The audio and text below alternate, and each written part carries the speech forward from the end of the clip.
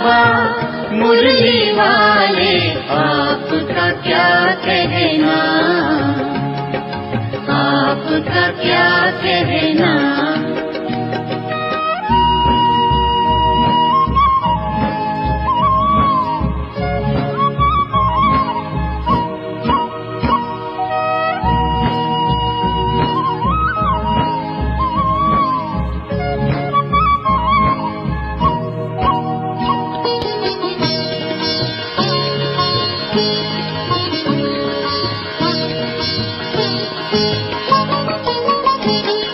कितनों को आपने राह दिखाई, राह दिखाई हो, राह दिखाई हो। कितनों की आपने बिगड़ी बनाई, बिगड़ी बनाई हो, बिगड़ी बनाई हो। सबसे अनोखे, सबसे अनोखे, सबसे निराले, आपका क्या कहना, आपका क्या कहना। मधुबन के बाबा मुरली वाले, आपका क्या कहना। ओम शांति। आज हम 1 मार्च 2023 बाबा की मुरली सुनेंगे। सबसे पहले देखते हैं मुख्य बिंदु। आज बाबा ने मुख्य रूप से क्या क्या कहा। आज बाबा ने कहा कि बच्चों तुम्हें विचार सागर मंथन करना है, अपने आप से बातें करनी है। बाबा आप कितने मीठे हो, आप जैसा हम भी बनेंगे, आप जैसा हम मास्टर ज्ञान सागर बनेंगे, दूसरों को ज्ञान देंगे। बाबा कहते कि हम शांति में रहेंगे। और बाबा ने कहा कि इस तरह तुम्हें विचार सागर मंथन करके अपने आप को परफेक्ट बनाना है। बाबा ने कहा कि इस दुनिया को पावन बनाने का कार्य कोई देहधारी नहीं कर सकता, कोई मनुष्य नहीं कर सकता, क्योंकि पूरी दुनिया का सवाल है। ये कार्य सिर्फ मेरा है, मैं ही इस दुनिया को आकर पतित से पावन बनाता हूँ। आगे बाबा ने बताया है आज मुरली में कि मेरा नाम शिव है और मैं निराकारी हूँ, लेकिन मैं धरती पर आता हूँ साकार माध्यम में। साकार माध्यम के बिना मैं यहाँ पर काम नहीं कर सकता, पतितों को पावन नहीं बना सकता। बाबा ने बताया कि जो पास्ट हो गया है, माना सतयुग जो चला गया है, वो दोबारा प्रेजेंट बनेगा, और जो प्रेजेंट है वो पास्ट हो जाएगा। बाबा ने कहा जो देवी देवताएं थे वो इस समय चैतन्य में बैठे हैं और दोबारा से वो देवी देवता बनेंगे। शांति। अब सुनते हैं मुरली विस्तार से। आज की मुरली का सार है मीठे बच्चे, बेहद ड्रामा के आदि मध्य अंत को समझना है। जो पास्ट हुआ वही अब फिर प्रेजेंट होना है। अभी संगम युग प्रेजेंट है, फिर सतयुग आना है। बाबा कहते हैं कि जो पास्ट हो चुका है वो फिर प्रेजेंट बनना है। मतलब जो सतयुग बीत चुका था पिछले कल्प में, अब फिर वो दोबारा आएगा और दोबारा प्रेजेंट बनेगा। प्रश्न है श्रीमत पर अपने आप को परफेक्ट बनाने की विधि कौन सी है। तो उत्तर है अपने आप को परफेक्ट बनाने के लिए विचार सागर मंथन करो, अपने आप से बातें करो। बाबा आप कितने मीठे हो, हम भी आप जैसा मीठा बनेंगे। अब बाबा बता रहे हैं अपने आप को परफेक्ट बनाना है तो अपने आप से बातें करो। बाबा योग की बात पॉइंट बता रहे हैं कि बाबा आप कितने मीठे हो, हम भी आप जैसा मीठा बनेंगे। हम भी आपके समान मास्टर ज्ञान सागर बन सबको ज्ञान देंगे, किसी को भी नाराज नहीं करेंगे। शांति हमारा स्वधर्म है। बाबा कहते हैं ऐसे ऐसे अपने से बातें करो कि हम भी दूसरों को ज्ञान देंगे आपके समान मास्टर ज्ञान सागर बनकर, और किसी को हम नाराज नहीं करेंगे, हम सदा शांत रहेंगे। अशरीरी बनने का अभ्यास करेंगे। ऐसी ऐसी स्वयं से बातें कर स्वयं को परफेक्ट बनाना है। बाबा कह रहे हैं अपने आप से बातें करनी है कि हम बाबा आपके जैसा बनेंगे, शांत रहेंगे, दूसरों को नाराज़ नहीं करेंगे, ऐसे बाबा कह रहे हैं। गीत है माता ओ माता जीवन की दाता, ओम शांति। शिव भगवानुवाच, सिर्फ भगवानुवाच कहने से मनुष्य कुछ नहीं समझ सकेंगे, नाम जरूर लेना पड़ता है। गीता सुनाने वाले जो भी हैं वह कहते हैं कृष्ण भगवानुवाच, वह पास्ट में हो गए हैं। श्रीमत है श्री समझते हैं श्री कृष्ण आया था और गीता सुनाई थी, वह राजयोग सिखाया था। अब जो पास्ट हो गया वह फिर प्रेजेंट जरूर होना है। तो बाबा बता रहे हैं कि भाई शास्त्रों में दिखाते हैं कृष्ण आया था, उसने गीता सुनाई थी, राजयोग सिखाया था। तो बाबा कह रहे हैं जो पास्ट हो गया अब फिर वो प्रेजेंट होना है, जो प्रेजेंट है वह फिर पास्ट होना है। बाबा कहते हैं जो अभी संगम युग चल रहा है, कलयुग, ये पास्ट बन जाएगा, फिर सतयुग आ जाएगा, बीता हुआ पास्ट प्रेजेंट बन जाएगा। जो पास्ट हो जाएगा उसको कहेंगे बीत गई। तो अब शिव बाबा आया है, जरूर होकर गया है। शिव भगवानुवाच, जो ऊंचते ऊंच है वह सबका बाप है। जिसको सर्वशक्तिमान कहा जाता है वह बैठ समझाते हैं। अब हमको कौन समझा रहा है? शिव बाबा समझा रहे हैं सर्वशक्तिमान जो ऊंचे से ऊंचे हैं। तुम उनके बच्चे शिव शक्तियाँ हो। शिव शक्ति की महिमा गीत में सुनी ना। शिव शक्ति जगत अम्बा होकर गई है, जिसका यह यादगार है। होकर गए हैं फिर आने हैं जरूर। जैसे सतयुग पास्ट हुआ, अब कलयुग है, फिर सतयुग आने वाला है। बाबा कहते कि जैसे सतयुग बीत गया, पास्ट हो गया था, अब कलयुग है, फिर कलयुग पास्ट हो जाएगा, सतयुग आ जाएगा। अभी है पुरानी दुनिया और नई दुनिया का संगम। जरूर नई दुनिया होकर गई है, अब पुरानी दुनिया है। जो सतयुग पास्ट हुआ है फिर भविष्य में आना है, यह समझ की बात है। बाबा बता रहे हैं जो सतयुग चला गया था वो फिर आना है, क्योंकि बाबा बताते हैं ये ड्रामा हूबहू रिपीट होता है। ज्ञान है ही समझ, वह है भक्ति, यह है ज्ञान। सृष्टि का चक्र कैसे फिरता है वह समझना है। उनको समझने बगैर मनुष्य कुछ भी समझ नहीं सकते। ड्रामा के आदि मध्य अंत को समझना है। उस हद के ड्रामा के आदि मध्य अंत को तो जानते हैं। यह है बेहद का ड्रामा, इसको मनुष्य समझ नहीं सकते। बाप जो बेहद का मालिक है वही खुद आकर समझाते हैं। अब बाबा बता रहे हैं भाई ये जो बेहद का ड्रामा चल रहा है, बेहद का खेल चल रहा है, भाई ये तो किसी को नहीं पता था, शिव बाबा खुद आए तभी तो बताया, नहीं तो हमें कहाँ पता था। मनुष्य आत्मा तो अपने पिछले जन्म को ही नहीं जानती, तो ड्रामा के बारे में तो बाद में जानेगी। शिव भगवानुवाच है, न कि श्री कृष्ण भगवानुवाच। कृष्ण को भी श्री कहते हैं क्योंकि उनको श्रेष्ठ बनाने वाला बाप है। भारतवासी बेचारे यह नहीं जानते हैं कि कृष्ण ही नारायण बनते हैं। हम अभी कहते हैं बेचारे बेसमझ हैं, सब गरीब दुखी पतित हैं। हम भी थे परंतु अभी हम पावन बन रहे हैं। अब बाबा कह रहा है कि सारी आत्माएं अज्ञानी हैं, बेसमझ हैं। हम बाबा के बच्चे भी तो पहले अज्ञानी थे, बेसमझ थे, लेकिन बाबा हमको समझदार बना रहा है। पतित पावन बाप अब हमको मिला हुआ है। कृष्ण को पतित पावन नहीं कहा जाता है।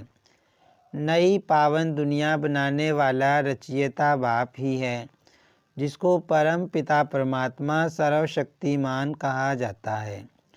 वो ही पतित दुनिया को पावन बनाने वाला है, पतित सृष्टि को पावन बनाने वाला है। अब परम पिता परमात्मा ही सर्वशक्तिमान है और पतित सृष्टि को पावन बनाने का काम उसका ही है। पतित सारी सृष्टि है, रावण पतित बनाते हैं। पतित पावन एक ही ईश्वर है। मनुष्य पतित से पावन बना नहीं सकते कोई भी हालत में। अब बाबा कहते ये काम किसी देहधारी का थोड़ी ना है, पूरी दुनिया को पावन बनाना है, सब आत्माओं को पावन बनाना है, सृष्टि को पावन बनाना है। बाबा कहते ये सिर्फ मेरा ही काम है, सारी दुनिया का सवाल है ना। समझो करके सन्यासी 1-2 करोड़ पावन हों फिर भी 500-600 करोड़ पतित हैं, तो जरूर इसको पतित दुनिया कहेंगे ना। बाबा कहते चलो सन्यासियों को गिन लें भी पावन, कुछ आत्माएं पावन रह रही हैं इस समय, तो बाबा कहते फिर भी तो बहुत सारी आत्माएं ऐसी बच जाती हैं जो पतित हैं। वास्तव में शिव भगवानुवाच पतित दुनिया में एक भी पावन हो नहीं सकता। बाप कहते हैं तुम बच्चों को पावन बनाने लिए सारी सृष्टि को पावन बनाता हूँ। पतित पावन का अर्थ ही है विश्व को पावन बनाने वाला। शिव बाबा खुद कहते हैं मैं पतित से पावन बना रहा हूँ, तुमको ही पावन दुनिया का मालिक बनना है। अभी बाबा क्या कर रहे हैं, पूरी दुनिया को पावन बना रहे हैं, सृष्टि को पावन बना रहे हैं। नई दुनिया में है आदि सनातन देवी देवता धर्म, यह भी कोई नहीं जानते, शिव बाबा को भी कोई नहीं जानते। पूछो तुम जो निराकार परम पिता परमात्मा शिव की जयंती मनाते हो, वह कब आया? निराकार आया कैसे? जरूर निराकार तो शरीर में ही आएगा, तब तो कर्म कर सके। अब बाबा बता रहे हैं आत्मा शरीर बगैर कर्म थोड़े ही कर सकेगी, परमात्मा आकर जरूर ऊंच बनाने का ही कर्म करेंगे। अब परमात्मा निराकार हैं, बाबा कहते हैं उनसे पूछो कि निराकार धरती पर कैसे आएगा, बिना शरीर का आधार लिए तो नहीं आ सकता। सारी विश्व को पावन बनाना यह एक ही के हाथ में है। मनुष्य तो दुखी ही दुखी हैं, भगत भगवान को बुलाते हैं तो जरूर भगवान एक होना चाहिए। भगत अनेक हैं, शिव भगवानुवाच मैं शिव भगवान तुम बच्चों को राजयोग और सृष्टि चक्र का ज्ञान समझाता हूँ, अर्थात अब तुम्हारी आत्मा को सृष्टि चक्र का ज्ञान है। अब शिव बाबा धरती पर आए, बाबा ने हमको अपना परिचय दिया, हमें हमारा परिचय दिया। बाबा कहते हैं मैं शिव भगवान तुम बच्चों को सृष्टि चक्र का ज्ञान दे रहा हूँ। पहले तो हम नहीं जानते थे, जैसे मुझ बाप को सृष्टि के चक्र का ज्ञान है, मैं आया हूँ तुमको सिखलाने। सृष्टि चक्र फिरना तो जरूर है, पतित से पावन बनना है, कोई तो निमित्त बनते हैं ना। 5 विकारों रूपी जेल से लिबरेट करने में आता हूँ। सारी दुनिया 5 विकारों के बाबा कहते हैं जेल में बंद है, कैद है, उसको छुड़ाने के लिए मैं आता हूँ। मैं शिव हूँ जो अभी इस तन में बैठा हूँ। बाबा अपना परिचय दे रहे हैं कि मैं शिव हूँ। तुम कहेंगे मैं आत्मा इस शरीर में बैठा हूँ, मेरे शरीर का नाम फलाना है। शिव बाबा कहते हैं मेरा निराकारी शरीर तो है नहीं, मुझ परम पिता का नाम शिव ही है। मैं परम पिता परम आत्मा स्टार मिसल हूँ, मेरा शिव नाम एक ही है। अब बाबा आज की मुरली में अपना परिचय दे रहे हैं, है ना। तो बाबा बता रहे हैं कि मेरा नाम शिव है, मैं निराकार हूँ। बाबा कहते तुम्हारे शरीर का नाम पड़ता है, मेरे शरीर का नाम नहीं है, बाबा की आत्मा का नाम है शिव। तुम ही शालिग्राम हो, परंतु तुम्हारा नाम 84 जन्मों में बदलता रहता है। मेरा तो एक ही नाम है, मैं पुनर्जन्म नहीं लेता हूँ। अब बाबा कहते तुम्हारे तो 84 जन्मों में 84 नाम पड़ते हैं, अलग अलग शरीरों पे अलग अलग नाम पड़ेंगे, लेकिन बाबा कहते मेरा नाम चेंज नहीं होता, क्योंकि बाबा की आत्मा का नाम है ना। बाबा पुनर्जन्म में आता है। गीता में जिसका नाम डाल दिया है वह तो पूरे 84 जन्म लेते हैं, ऐसे नहीं। श्री कृष्ण ने गीता सुनाई, यह बड़ी समझने की बात है। मनुष्य के हाथ में कुछ नहीं है, जो कुछ करते हैं सो परम पिता परमात्मा करते हैं। अब सब कुछ शिव बाबा करते हैं, मनुष्य तो बाबा कहते कुछ नहीं कर सकता। मनुष्य को शांति सुख देना यह बाप का काम है। हमेशा महिमा एक बाप की ही करनी है और कोई की महिमा है नहीं। लक्ष्मी नारायण की भी महिमा नहीं है। बाबा कहते सबसे ऊंचे से ऊंची महिमा किसकी है? शिव बाबा की महिमा है। उससे बाबा कहते लक्ष्मी नारायण की भी महिमा नहीं है इतनी ऊंची। परंतु राज्य करके गए हैं तो समझते हैं यह स्वर्ग के मालिक थे। वंडर तो देखो वह जड़ चित्र और यहाँ चैतन्य बैठे हैं। शिव भगवानुवाच तुम राजाओं का राजा पूज्य बनते हो, फिर पुजारी बनेंगे। पूज्य लक्ष्मी नारायण ही फिर आपे ही पुजारी बनेंगे। तो जो पास्ट हो गए हैं उनका फिर मंदिर बनाकर पूजन करते हैं। अब बाबा कहते जो पूज्य थे वही पुजारी बने हैं, उनकी ही पूजा अभी हो रही है। यह सिद्ध कर बताना है, ऐसे नहीं कि ईश्वर आपे ही पूज्य आपे ही पुजारी बनता है। नहीं, मनुष्य यह भी नहीं जानते कि मैं परमात्मा कहाँ निवास करता हूँ। मेरे जो बच्चे शालिग्राम हैं वह भी यह नहीं जानते कि हम कहाँ के रहने वाले हैं। अब बाबा बता रहा है कि मनुष्य तो परमात्मा के बारे में जानते नहीं ना, कि वो कहाँ रहता है क्या करता है। आत्माओं और परमात्मा का घर एक ही है, स्वीट होम। सिर्फ स्वीट फादर होम नहीं कहेंगे। अभी तुम जानते हो निर्वाण धाम हमारा भी घर है, वहाँ हमारा फादर है। सिर्फ घर को याद करेंगे तो ब्रह्म के साथ योग हो गया, उनसे विकर्म विनाश हो नहीं सकते। अब बाबा बता रहे हैं ब्रह्म है आत्मा के रहने का स्थान, उसको याद करने से पाप नहीं कर सकते। पाप करते हैं बाबा कहते हैं शिव बाबा को याद करने से। भल ब्रह्म योगी तत्व योगी हैं, परंतु उनके विकर्म विनाश नहीं हो सकते।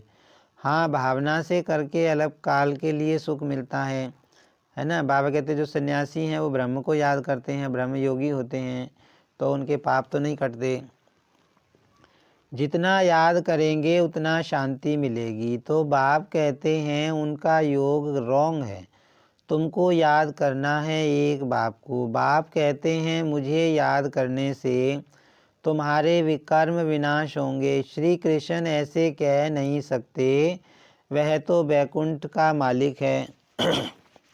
अब बाबा कह रहे हैं कि जो मैं कहता हूँ कि मुझे याद करो तो तुम्हारे पाप कटेंगे, तो बाबा कहते तो मैं ही कह सकता हूँ, कृष्ण तो नहीं कह सकता।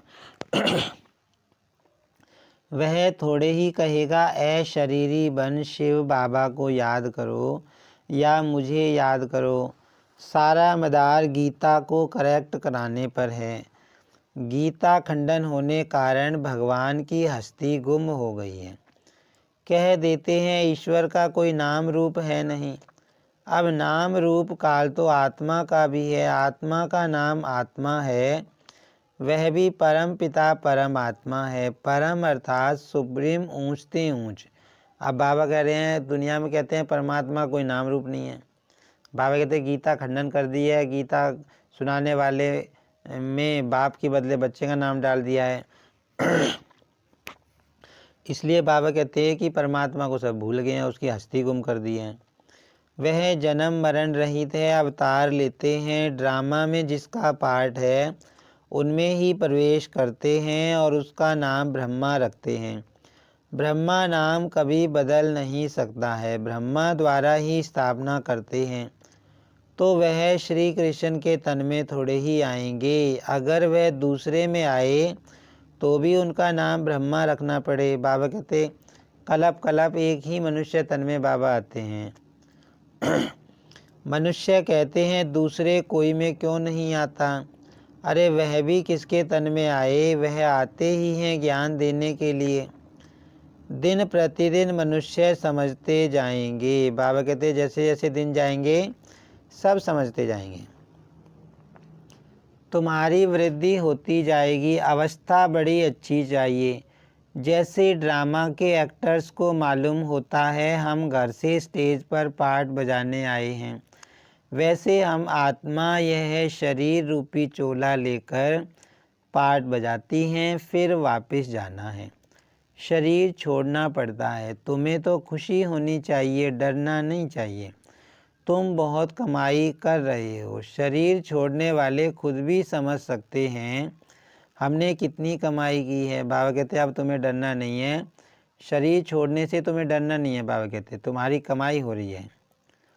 तुम समझते हो जो शरीर छोड़कर गए हैं उनमें से किसका मर्तबा बड़ा। कहें फलाने बहुत सर्विस करते थे, जाकर दूसरा शरीर लिया। इन एडवांस गए हैं, उनका इतना ही पार्ट था। बाबा बता रहा भी कुछ बच्चे बाबा के शरीर छोड़ देते हैं तो उनका इतना ही पार्ट था, फिर भी कुछ न कुछ ज्ञान लेने लिए आ जाएं। हो सकता है वारिस तो बन गए ना। किसके साथ हिसाब किताब चुकतू करना होगा वह खलास करने गए।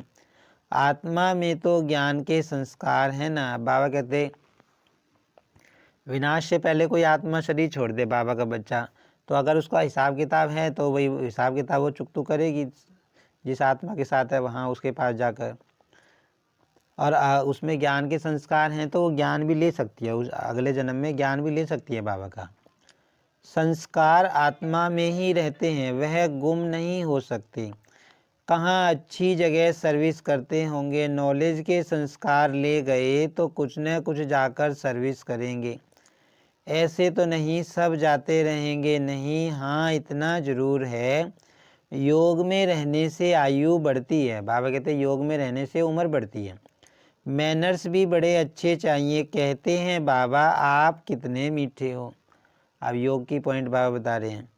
मैं भी आप जैसा मीठा बनूंगा, हम भी ज्ञान सागर बनेंगे। बाप कहते हैं अपने को देखते रहो, मैं मास्टर ज्ञान सागर बना हूँ, माता पिता समान औरों को ज्ञान देता हूँ। बाबा कहते अपने को देखते रहो कि बाबा के समान बना हूँ मैं।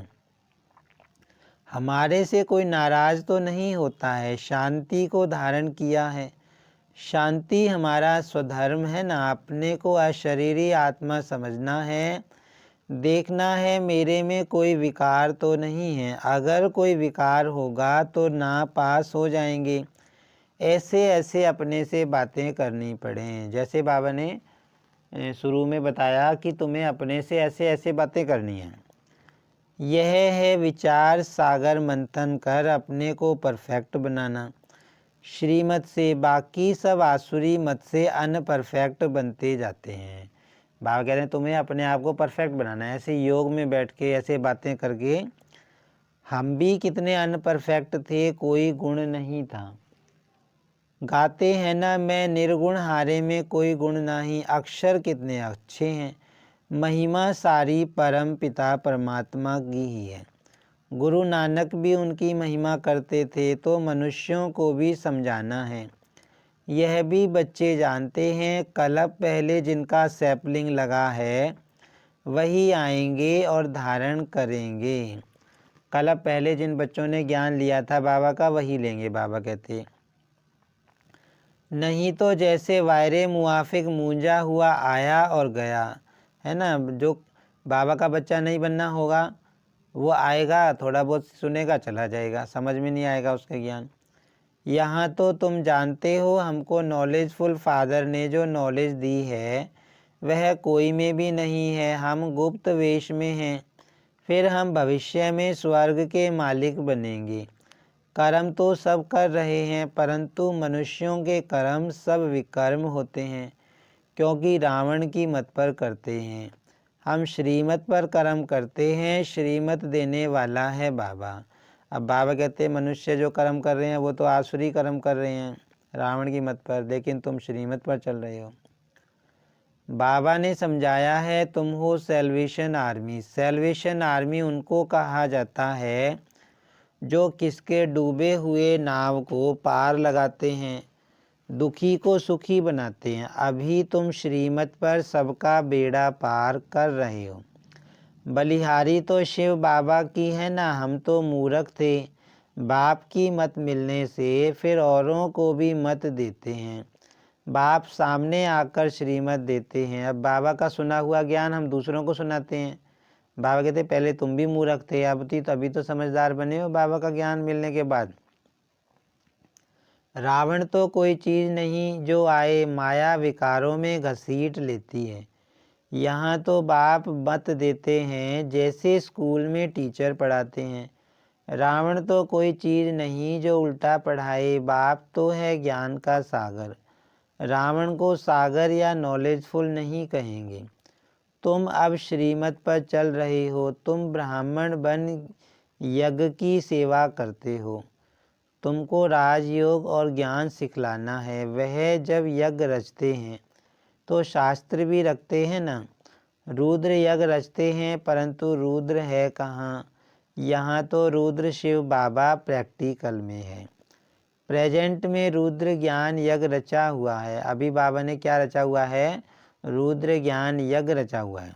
जो ये ज्ञान सुनाने का इतना बड़ा काम चल रहा है, जो पास्ट था वह अब प्रेजेंट है। मनुष्य पास्ट को ही याद करते रहते हैं। तो तुम अब प्रैक्टिकल वर्षा ले रहे हो। पास्ट सो अब प्रेजेंट है, फिर पास्ट हो जाएगा, ऐसे होता ही रहता है। कलयुग भी पास्ट हो फिर सतयुग आना चाहिए। अब संगम युग प्रेजेंट है। पास्ट जो हुआ उसका यादगार है, जिसका जड़ यादगार है वह अब प्रेजेंट चैतन्य में है। माना बाबा बता रहे हैं कि जिनकी मूर्तियां बनी हुई हैं, जो देवी देवताएं थे मंदिरों में जिनकी अभी पूजा हो रही है, तो वो ही तो अब चैतन्य में बैठे हैं, बाबा से ज्ञान ले रहे हैं। हम ही तो हैं। जो ऊंच पद पाते हैं माला भी उन्हों की बनी है। रुद्र माला है ना, यह सभी हैं जड़ चित्र, जरूर कुछ करके गए हैं, तब तो रुद्र माला कहते हैं ना। तुम चैतन्य में शिव बाबा की माला नंबरवार बन गए हो। जितना योग लगाएंगे अभी हम बाबा के बच्चे बाबा की माला बन रहे हैं। बाबा कहता है फिर तुम विष्णु की माला बनोगे। तो बाबा कह रहे जितना योग लगाएंगे उतना नज़दीक जाकर रुद्र के गले का हार बनेंगे। जितना हम योग लगाते जाएंगे, पावन बनते जाएंगे, बाबा के नज़दीक पहुँचते जाएंगे, बाबा की गले का हार बनेंगे। अभी हम संगम पर हैं। ऐसे ऐसे अपने से बातें करनी चाहिए। तुमको तो ज्ञान है, तुम्हारे अंदर यह चलता रहता है। हम असुल शिव बाबा के बच्चे हैं। हम विश्व के मालिक बनेंगे, फिर चक्र में आएंगे। इसको स्वदर्शन चक्र कहा जाता है। कई मनुष्य कहते हैं तुम औरों की निंदा क्यों करते हो? बोलो भगवानुवाच लिखा हुआ है, बाकी हम किसी की निंदा नहीं करते हैं। हम तो शिव बाबा जो सुना रहे वही तो सुनाते हैं। अच्छा मीठे मीठे सिक्की लदे बच्चों प्रति मात पिता बाप दादा का याद प्यार और गुड मॉर्निंग। रूहानी बाप की रूहानी बच्चों को नमस्ते। हम रूहानी बच्चों की रूहानी बाप दादा को याद प्यार और नमस्ते। धारणा के लिए सार है, श्रीमत पर हर कर्म श्रेष्ठ करना है।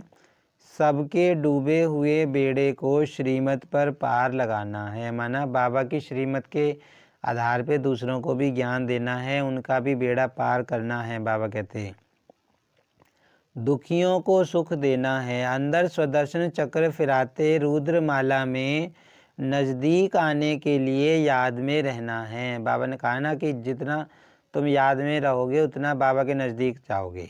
ज्ञान का मंथन करना है, अपने आप से बातें जरूर करनी हैं। वरदान है ब्राह्मण जीवन में सदा आनंद व मनोरंजन का अनुभव करने वाले खुश नसीब भव। खुश नसीब बच्चे सदा खुशी के झूले में झूलते ब्राह्मण जीवन में आनंद व मनोरंजन का अनुभव करते हैं। अब बाबा कहते कि तुम तो खुश नसीब हो, तुमको भगवान मिल गया है, तो तुम तो हमेशा खुशी के झूले में झूलते रहते हो। और जो ब्राह्मण जीवन तुमको मिला है उसको मनोरंजन के रूप में अनुभव करते हो। यह खुशी का झूला सदा एक रस तब रहेगा जब याद और सेवा की दोनों रस्सियाँ टाइट हों। अब बाबा कहते हैं जो खुशी मिली है तुमको वो एक समान कब रहेगी, एक रस कब रहेगी? जब याद और सेवा की दोनों रस्सियाँ टाइट होंगी। एक भी रस्सी ढीली होगी तो झूला हिलेगा और झूलने वाला गिरेगा। बाबा कहते हैं याद और सेवा दोनों ही सेम होनी चाहिए, एक मतलब रस्सी टाइट होनी चाहिए। बाबा कहते हैं इसलिए दोनों रस्सियाँ मजबूत हो तो मनोरंजन का अनुभव करते रहेंगे। सर्वशक्तिमान का साथ हो और खुशियों का झूला हो तो इस जैसी खुशनसीबी और क्या होगी। बाबा बता रहा है कि भाई तुमको भगवान का साथ मिल गया है, सर्वशक्तिमान का साथ मिल गया और प्लस में खुशियों का झूला मिल गया, तो बागदे इससे ज़्यादा खुशनसीबी क्या होगी। बाबा कहते तुमसे ज़्यादा खुशनसीब तो पूरी दुनिया में कोई नहीं हो सकता। स्लोगन है सबके प्रति दया भाव और कृपा दृष्टि रखने वाले ही महान आत्मा हैं। बाबा कहते सबके प्रति दया भाव रखो, कृपा दृष्टि रखो, तो बाबा कहते वही महान आत्मा है। तो ये थे बाबा के आज के मधुर महावाक्य। ओम शांति।